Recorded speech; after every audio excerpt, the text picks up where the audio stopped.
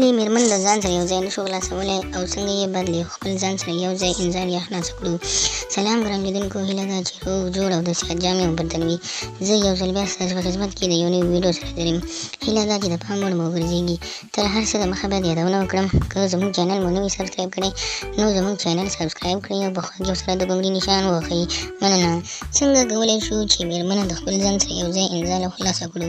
د دې لپاره هیڅ کومه نسخه او کوم داسې درمل نه دي پکار چې موږ او تاسو یې خپله استعمال کړو تر څو مېرمنه له ځان سره یو ځای انزال او خلاصه کړو.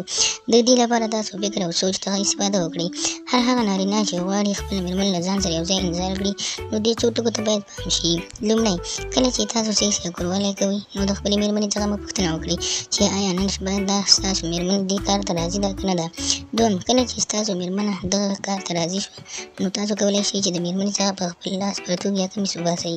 دریم، هر هغه ځای چې د سیکس یا د کوروالي کولو لپاره جوګه وي باید تاسو انتخاب کړئ، ځکه چې تر ټولو بهترین ځای هغه دی چې د مېرمنې پکې خوښه وي.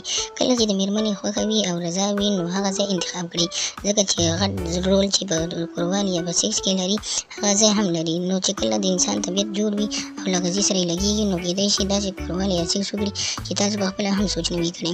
نو دغه درې طریقې تاسو هر ټیم د خپلې مېرمنې سره وکاروئ او انشاءالله ستاسو دغه کوروالی به نیمګړی نه پاتې کېږي. اکثره خلک دغسې پوښتنې کوي او بیا یې په سوال او په جواب نه پوهېږي.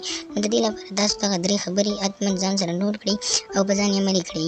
نو خدای دې وکړي ملګرو چې زموږ ویډیو مو خوښه شوي وي، زموږ ویډیو لایک کړئ، شیر کړئ او زموږ چینل هم سبسکرایب کړئ. مننه.